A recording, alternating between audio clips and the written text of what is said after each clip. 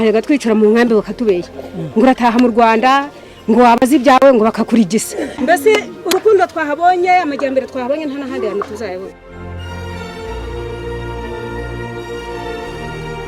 Iyo wahunze ukicara bakwita impunzi ntabwo bikunezeza, ariko noneho ugeze mu gihugu cyawe birakunezeza. Umunyarwanda wese afite agaciro.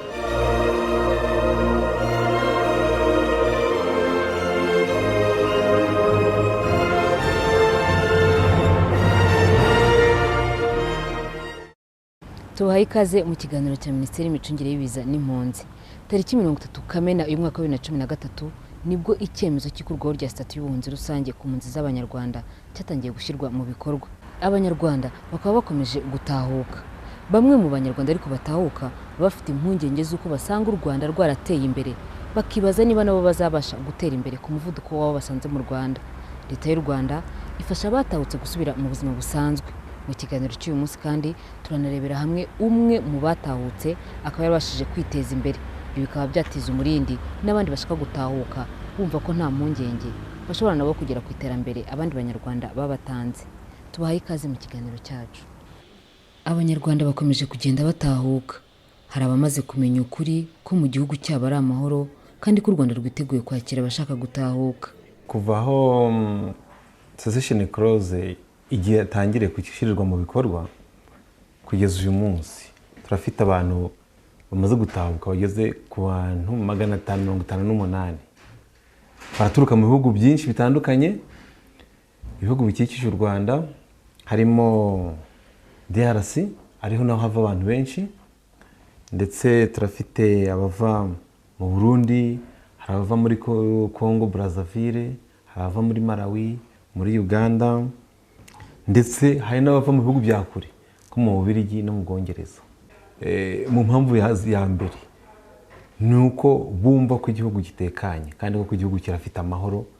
Mu mpamvu batubwira ko barahunze n'umutekano muke, ubu igihugu cy'u Rwanda kiratekanye mu mpande zose. Ikindi aho baba bari n'ubuzima bubi, bakavuga bati ntabwo twakomeza kuba muri ubwo buzima bubi kandi iwacu hari amahoro, amajyambere ariho agaragara kandi ahari. Indi noneho impamvu ubona abantu muri iki gihe biyongereye baza, twagize ubutumwa bwo kujya gusobanurira abo bantu mu bihugu barimo. Ko baherutse kuba ubutumwa bwo kujya gusobanurira abantu ko mu gihugu cy'abaturanyi cya Uganda muri Nakivara impunzi zaho zishimiye ibisobanuro zahawe, cyane cyane ko ziba zisanzwe n'ubundi zifite amakuru, ariko noneho zibonye abayobozi bakaziha amakuru y'imvaho. Ibyo rwose bibaha icyizere gikomeye, kandi dukomeza noneho no tuvugana nabo ku matelefone, abandi twandikirana nabo kuri internet. Hari bamwe mu mpunzi z'Abanyarwanda ba mu buhungiro kandi nyamara babayeho nabi, ugasanga nta mutekano bafite, nta n'impamvu igaragara yatumye bahunga. Bahizwa mu gihirahiro n'amakuru asebya u Rwanda babumva. Tariki 19 z'ukwezi kwa karindwi umwaka wa 2013 hari Abanyarwanda batahutse baturutse muri Malawi. Bivugira ko bamenye amakuru ko igihugu cyabo ari amahoro. Nuko numvise ko mu Rwanda hari amahoro nta kibazo cyane. Ubwo rero mfata umwanzuro wo kuvuga ati kansubire mu gihugu cyanjye nta kibazo. Mu Rwanda hano ababyeyi banjye bose barahari, bakuru banjye bose barahari. Nibo bambwiraga rero ko mu Rwanda nta kibazo cyari ngomba gutahuka. Ubuzima bwanjye bwari bumeze nabi kuko n'ubundi ntacyo nakoraga, nari nicaye mu nkambi gusa. Ubwo rero nafashe umwanzuro wo gutaha. Ngeze hano nabibonye neza kuko nta kibazo nawe nacyo mwanyakiriye neza. Nishimiye gutaha mu gihugu cy'u Rwanda cyambyaye. Ninagiye ngiye gusura ababyeyi banjye sanga barapfuye barashira, mpita niyandikisha muri UN kugira ngo mbone imibereho, maze kubona nta kigenda ndiyandikisha nasubira mu gihugu cyambyaye. Yewe icyemezo nafashe cyo gutaha nuko nahavuye ari amahoro kandi nta muntu wari unyirukankanye. Nanjye nifuza kongera kugaruka mu Rwanda nkabana n'abaturage twabanaga. Ngiye narebye hanze nta mibereho iriyo iretiye igihugu cyacu, mpitamo kwigarukira mu gihugu. Ubuzima bwanjye nk'impunzi nari mbayeho uburyo hanze ntiwabona aho uca inshuro, mbona nta mibereho ihari, ubwo mpitamo kwigarukira. Mu Rwanda batubwira ko amahoro, ariko ntabwo twumvaga yuko amahoro yenda kwakomeze nk'uko ubuvuga. Arabanga abantu barazibaka nyine ngo bakabica, ugasanga nyine ngo mu gitondo bagasanga nta muntu n'umwe ahari, kandi tukumva Abanyarwanda barahari mu gihugu. ikintu namushishikariza ni uko yataha, u Rwanda ni amahoro, ko rwaranahindutse, benshi ntibajya bazumirwa, njye ntabwo rwarahindutse, buriya buzima ntabwo ari bwiza. Oya, amaso aha umuntu, njye naboneshije amaso. nta mpamvu z'uko umunyarwanda ushaka gutahuka agira ubwoba yibaza ati se ningera mu Rwanda ko nzasanga iterambere ryaransize nzatangira gute. Uwo Musindi Eugene atuye mu karere ka Musanze, ni umwe mu batahutse. Yageze mu Rwanda abasha kugira imbaraga, arakora, yiteza imbere, arorora, arahinga, agura ibibanza ndetse n'ibindi. Ibi nabyo bitere imbaraga abandi banyarwanda bashaka gutahuka. Erega n'abatishoboye leta irabafasha gusubira mu buzima busanzwe. Tugerera mu Rwanda, ikintu twagerageje gukora ni gukoresha amaboko. Twageze mu nuvuga ngo hari umutekano ugakora icyawe uvuga ngo ni icyawe, ugacuruza udufaranga watubona ko dushyira ku mufuka uvuga ngo ni utwawe. Nk'ubu urabona ndi umuhinzi mworozi, nivuga ngo niba noroye inkoko ni iyanjye, nta wenda kuvuga ngo aranyirukana. Niba noroye inka nk'iyi ngiyi ni iyanjye, ngakama amata n'ayanjye, ubu nkabikoresha icyo nshaka. Ubu urumva ko umuntu aba afite uburenganzira bwose busesuye. Ibikorwa amaze kugeraho hose ko hari byinshi badutahukiye, ni byinshi. Urabona duhereye n'aho duhagaze ntabwo nari mpafite, nabona gusa hari ahantu mfite ishyamba rya hegitari ryuzuye muri Gishwati, naryo nariguze aho ntahukiye. Ibindi bikorwa urabona norora inkoko, norora ingurube, nkorora inka, urabona ukuntu nubakiye inkoko. Ibyo byose nabigezeho nyuma yaho dutahukiye. Nkunda guhinga ibintu by'imboga, ngahinga n'urutoki, n'ubwatsi bw'inka. Urabona nabura bwatsi bwose n'ubwanjye nibwo ngaburira inka.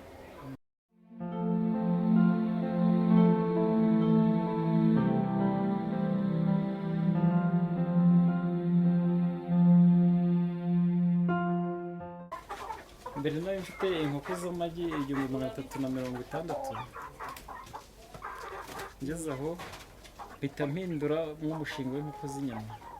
Ubu ngubu inkoko z'inyama ngira nk'ibihumbi 2,000, ariko kubera ko zirihuta ni amezi 2 tugatangira tukazibaga.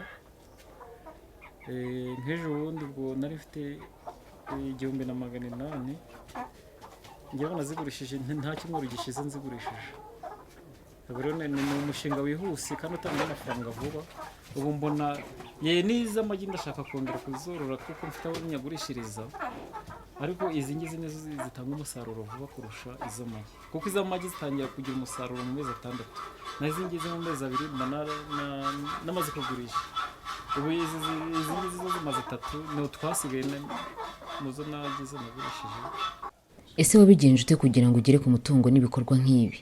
Naje ntekereza mvuga ngo abandi baransize, nkumva ko ntaho nahera, ariko maze gutinyuka nakoresheje amaboko, umwete wanjye wose, amasaha menshi. Ubu nkora amasaha menshi kugira ngo mbashe kugera aho abandi bageze. Hari abansize, ariko hari abo nagera nasanze mu Rwanda maze gusiga barimo. Ubwo rero ni ugutinyuka tugakora. Nkunda kumva radiyo, urumva nariya ko twumva radiyo. Nka nyakubahwa Perezida wa Repubulika iyo avuga atugira inama gukora, nibyo bintu nakurikije cyane, gukura amaboko mu mufuka.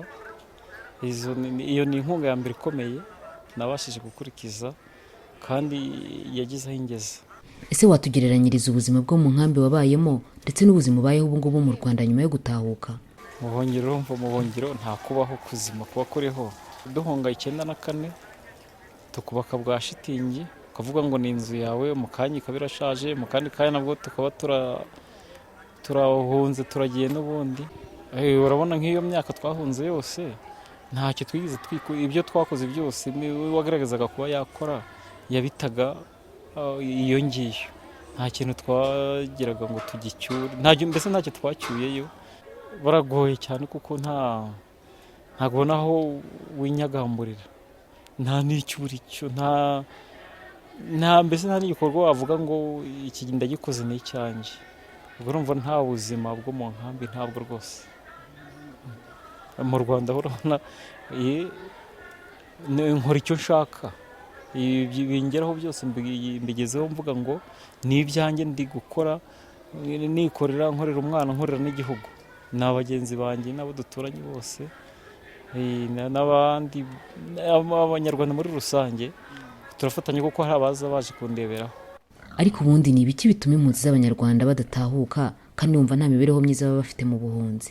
Cyane cyane ni ibintu by'ubwoba n'ibihuha biba biri mu bantu bari hanze. Mbe urugero nko tukiri mu nkambi nabaye za Kayino na Katare, tukiriyo bavuga ngo ugeze mu Rwanda inkotanyi zakwica, bakavuga ngo ugeraho bakagufunga. Nta mwana w'umuhungu ubaho cyangwa umugabo ngo n'abagore gusa, cyangwa se ngo umuntu wahunze ukumva ko ufite umuziro n'ubundi wo kuba waza. None icyo kintu wacyumva gutyo ukaba watinya, none bakaba bavuga ngo ejo tuzataha habayeho kurwana dukoresheje imbaraga. Icyo kintu kigatuma wagira ikintu nakwita icyizere kandi kitari cyo cy'uko muzataha koko murwanye. Ibyo wabyizera gutyo bigatuma utatinyuka kuba wataha. Nanjye nk'ubu njya kuza intangane nari nzi ko kumara nk'iminsi ndi wenda ari ndihishe mu gihugu, nyuma y'iminsi nkipfira, ariko siko byagenze rwose. Nageze ndo baranyakira mbaho neza rwose nta kibazo, n'ubu ngubu nta kintu nshobora gutinya. Nyuma yo kwibonera ukuri ku Rwanda, uwo Musinde Eugene utuye mu kagari ka Kabeza, umurenge wa Cyuve, akarere ka Musanze, yagiriye inama abo yasize mu buhungiro gutahuka bakaza akanabigisha gukora. Hari benshi bariyo, nk'ubutumwa nabaha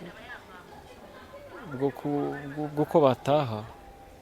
Tujye nk'ubu ngubu urabona ndavugira ku byuma by'itumanaho, ashobora kumbona akamenya ko isura ari ngewe nk'umuntu tuzuranye izina ryanjye, ndumva atatinya gutaha yahita atahuka, kuko nk'uko twabanye ndiyo hirya, ibi ngibi bishobora kumutinyura kuba mwageraho bari mukabereka amafoto nangwa se amashusho.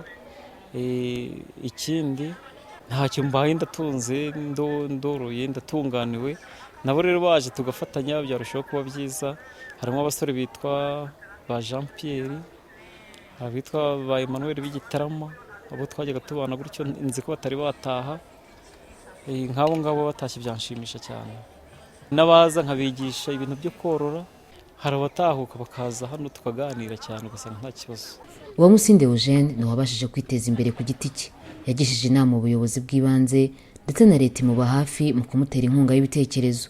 Abatahutse batishoboye nabo ariko bafashwa kwiga imyuga itandukanye kandi bagahabwa ibikoresho bibafasha gutangira imirimo yabo, bashishikarizwa kwibumbira mu makoperative. Abari bafite imitungo bafashwa kuyisubirana. Abana baba bakiri mu mashuri bafashwa gusubira mu mashuri. Hari n'abatahuka bagafashwa kubona ubwisungane mu kwivuza.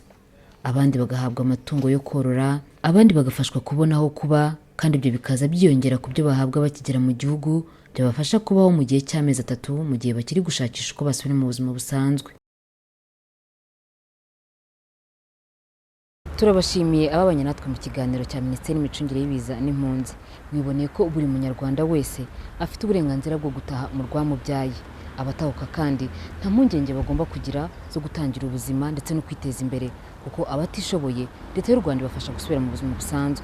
Abafite ubushobozi kandi nabo leta y'u Rwanda ibaba hafi ikabagira inama mu byo bashaka gukora. U Rwanda rukomeje gushishikariza abakiri mu buhungiro gufata icyemezo, dore ko tariki 30 z'ukwezi kwa gatandatu uyu mwaka wa 2013 aribwo icyemezo cyo gukuraho stati y'ubuhunzi rusange ku mpunzi z'abanyarwanda cyatangiye gushyirwa mu bikorwa. U Rwanda rukaba rwifuza ko abanyarwanda batahuka, ariko n'uwaba afite ubushobozi cyangwa se ibyatuma aguma mu gihugu kimucumbikiye akaba yasaba ibyangombwa nk'umunyarwanda akareka kwitwa impunzi, akaba yaguma mu gihugu cyane kimucumbikiye. Ku bindi bisobanuro bibutse ko mwahamagara nimero 170 itishyurwa ya Midimari. Ikiganiro mukaba mugikurikira buri wa gatandatu isaa 9 z'ijoro. Naho mu kiganiro cy'ubutaha twongeye kubifuriza kubaho mutitwa impunzi.